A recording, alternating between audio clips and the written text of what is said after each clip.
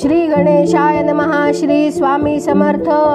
आज आपण चौथ्या खंडातल्या उत्तरकांडाचा 19वा सर्ग वाचूया. अगस्त्य मग पुढे सांगू लागले.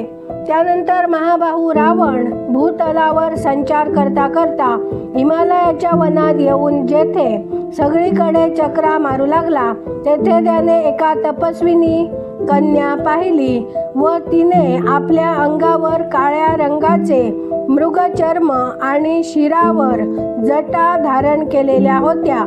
ती ऋषीप्रोक्त विधिवत तपात मग्न झाल्यामुळे देवांगनेसारखी तेजपुंज दिसत होती. उत्तम तसेच महान व्रताचे पालन करणारी तसेच रूप सौंदर्याने लोभसवाणी दिसणारी ती कन्या पाहून रावणाचे चित्त कामजनित मोहाच्या आहारी गेले. त्याने हसतच तिला विचारले, भद्रे, तू आपल्या या युवावस्थेच्या विपरीत असं तपाचरण का बरं करते आहेस? तुझं हे वागणं तुझ्या या दिव्य रूपाला कदापि शोभणार नाही. भिरुते, तुझ्या या रूपाला कुठंच तुलना नाही. हे पुरुषांच्या हृदयात कामजन्य उन्माद निर्माण करणार आहे. तेव्हा तुझं तपसंलग्न राहणं उचित नाही. तुझ्याविषयी माझ्या हृदयात याच भावना निर्माण झाल्या आहेत. भद्रे, तू कोणाची कन्या? तू हे कोणतं व्रत करते आहेस? सुमुखी, तुझा पती कोण?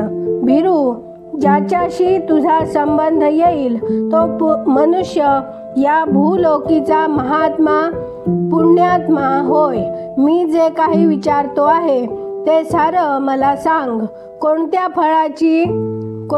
फळासाठी हे परिश्रम तू आरंभिलेले आहेस ते सर्व कथानक मला सांग.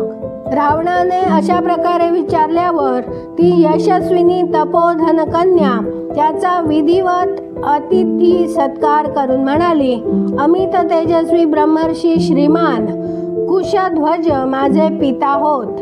ते बृहस्पतींचे पुत्र असून बुद्धीतही त्यांच्यासारखे गणले जात होते. प्रतिदिवशी वेदाभ्यास करणाऱ्या त्या महात्मा पित्यापासून वाङ्मयी कन्येच्या रूपानं माझी निर्मिती झाली. माझं नाव वेदवती आहे. जेव्हा मी मोठी झाले तेव्हा देव, गंधर्व, यक्ष, राक्षस आणि नाग देखील पितृदेवांकडे जाऊन त्यांच्याकडे माझी याचना करू लागले. महाबाहू राक्षसेश्वरा, पित्यानं त्यांच्या हाती मला सोपविलं नाही. याचं कारण सांगते ते ऐक. पित्याची इच्छा होती की तिन्ही लोकांचे स्वामी देवेश्वर विष्णू आपले जावई व्हावेत. म्हणून ते दुसऱ्या कुणाच्या हाती माझा हात देऊ इच्छित नव्हते. त्यांची ही इच्छा ऐकून बलाभिमानी दैत्यराज शंभू त्यांच्यावर संतापला आणि त्या पाप्यानं रात्री झोपेतच माझ्या पित्याची हत्या केली. त्यामुळे माझ्या महाभागा मातेला मोठं दुःख झालं आणि ती पित्याचं शव हृदयाशी धरून चितेत अग्निप्रवेश करती झाली. तेव्हाच मी प्रतिज्ञा केली की भगवान नारायणाविषयी माझ्या पित्याचे जे मनोरथ होते ते मी सफल करीन. त्यासाठीच मी त्यांनाच आपल्या हृदय मंदिरात धारण करून राहते आहे. हीच प्रतिज्ञा करून मी हे महान तप करते आहे. राक्षसराज, तुमच्या प्रश्नाला अनुसरून ही सर्व गोष्ट मी तुम्हाला सांगितली. नारायण हेच माझे पती आहेत. त्या पुरुषोत्तमाशिवाय दुसरा कोणी माझा पती होऊ शकणार नाही.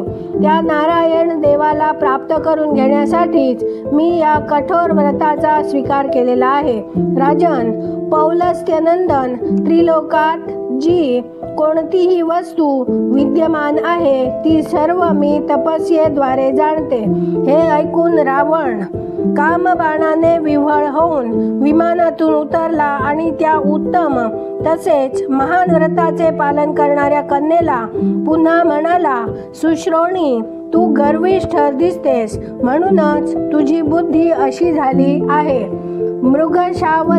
मृगशावकलोचने, अशा तऱ्हेचा पुण्यसंग्रह वृद्ध स्त्रियांनाच शोभतो, तुझ्यासारख्या युवतीला नव्हे. तू तर सर्व गुणसंपन्न तसेच त्रिलोकीची अद्वितीय सुंदरी आहेस. तू असे बोलता कामा नयेस. भिरुते, तुझं तारुण्य वाया जात आहे. भद्रे, मी लंकेचा राजा आहे. माझं नाव दशग्रीव आहे. तू माझी भार्या हो आणि सुखपूर्वक उत्तम भोग. प्रथम हे तर सांग की तू ज्याला विष्णू म्हणतेस तो कोण बरं आहे? अंगने, भद्रे, तू ज्याला इच्छितेस तो बल, पराक्रम, तप आणि भोग वैभव यांपैकी कशातच माझी बरोबरी करू शकत नाही. रावण असे म्हणाल्यावर कुमारी वेदवती त्या निशाचराला म्हणाली, नाही नाही, असे बोलू सुद्धा नका. राक्षसराज भगवान विष्णू तिन्ही लोकांचे अधिपती आहेत. सर्व जग त्यांच्या चरणी नतमस्तक होतं. तुमच्याशिवाय दुसरा कुणी पुरुष असेल की जो बुद्धिवान असूनही त्यांची अवहेलना करील. वेदवती असे म्हणाल्यावर त्या राक्षसाने आपल्या हाताने तिचे केस पकडले. त्यामुळे वेदवतीला मोठा राग आला. तिने आपल्या हाताने ते केस कापून टाकले. तिच्या हाताने तलवार होऊन तत्काळ तिचे केस मस्तकापासून अलग केले. वेदवती रोषाने प्रज्वलित झाल्यासारखी दिसू लागली. ती सत्वर मरण्यासाठी उतावीळ होऊन अग्नीची स्थापना करून त्या निशाचराला दग्ध करीत असल्याप्रमाणे बोलली, नीच राक्षसा, तू मला तिरस्कृत केलेला आहेस. आता हे जीवन सुरक्षित ठेवणं माझ्या दृष्टीनं अभिष्ट नाही. म्हणून तुझ्या दृष्टीसमोर मी अग्निप्रवेश करीन. तुझ्यासारख्या पापात्म्यानं या वनात माझा अपमान केला म्हणून मी तुझ्या वधासाठी पुन्हा उत्पन्न होईन. स्त्री आपल्या शारीरिक शक्तीनं कुठल्याही पापाचारी पुरुषाचा वध करू शकत नाही. जरी मी तुला शाप दिला तरी माझी तपस्या त्यामुळं क्षीण होईल. जर मी काहीही सत्कर्म, दान आणि होम केले असतील तर मी पुढल्या जन्मी सती साध्वी अयोनिजा कन्येच्या रूपात प्रकट होईन आणि एखाद्या धर्मात्मा पित्याची कन्या होईन. असे म्हणून ती प्रज्वलित अग्नीत समाविष्ट झाली. त्यावेळी तिच्या चहूबाजूंनी आकाशातून दिव्य फुलांचा वर्षाव होऊ लागला. त्यानंतर दुसऱ्या जन्मात ती कन्या पुन्हा एका कमलातून प्रकट झाली. त्यावेळी तिची कांती कमलाप्रमाणे सुंदर होती. त्या राक्षसाने पूर्वीप्रमाणे पुन्हा तेथून देखील त्या कन्येची प्राप्ती करून घेतली. कमलाच्या आतल्या भागाप्रमाणे सुंदर कांतीची ती कन्या घेऊन रावण आपल्या घरी गेला. तेथे त्याने मंत्र्यांना ती कन्या दाखविली. मंत्री बालक बालिकांची लक्षणे जाणणारा होता. त्याने तिला नीटपणे पाहून रावणाला सांगितले, राजन, ही जी सुंदरी कन्या जर घरात राहिली तर तुमच्या वधाचं कारण ठरेल अशी लक्षणं दिसत आहेत. हे ऐकून रावणाने तिला समुद्रात फेकून दिले. त्यानंतर ती भूमीला प्राप्त होऊन राजा जनकाच्या यज्ञमंडपाच्या मध्यवर्ती भूभागात जाऊन पोहोचली. तेथे राजाच्या हलाच्या मुखभागाने जो भूभाग नांगरला गेल्यावर ती सती साध्वी कन्या पुन्हा प्रकट झाली. अगस्त्य म्हणाले, तीच ही वेदवती महाराज जनकांच्या कन्येच्या रूपात प्रादुर्भूत होऊन तुमची पत्नी झाली आहे. महाबाहो, तुम्हीच सनातन विष्णू आहात. त्या वेदवतीनं आधीच तिच्या रोषजनित शापाद्वारे तुमचा तो पर्वताकार शत्रू मारला होता की ज्याला आता तुम्ही आक्रमण करून मृत्युमुखी ढकललं आहे. प्रभो, तुमचा पराक्रम अलौकिक आहे. अशा प्रकारे ही महाभागा देवी विभिन्न कल्पात पुन्हा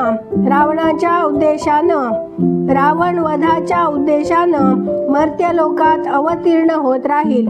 यज्ञवेदीवर अग्निशिखेसारखा नांगरानं नांगरलेल्या गेलेल्या क्षेत्रात हिचा आविर्भाव झाला आहे. ही वेदवती पूर्वी सत्ययुगात प्रकट झाली होती. पुन्हा त्रेतायुग आल्यावर त्या राक्षस रावणाच्या वधासाठी मिथिलावर्ती राजा जनकाच्या कुलात सीता रूपात अवतीर्ण झाली. सीतेपासून म्हणजे नांगर चालविल्यामुळं जमिनीवर उठलेल्या रेघेपासून उत्पन्न झाल्यामुळं मनुष्यवर्ग या देवीला सीता असे म्हणतो. इथे 19वा सर्ग पूर्ण झाला. उद्या आपण 20वा सर्ग वाचूया. हे रामायण जास्तीत जास्त शेअर करा, लाईक करा, सबस्क्राईब करून बेल आयकॉन क्लिक करा. कमेंटमध्ये जय श्रीराम लिहायला विसरू नका. त्यामुळे आलेला प्रत्येक व्हिडिओ तुमच्यापर्यंत वेळेत पोहोचेल. धन्यवाद. जय जय श्रीराम.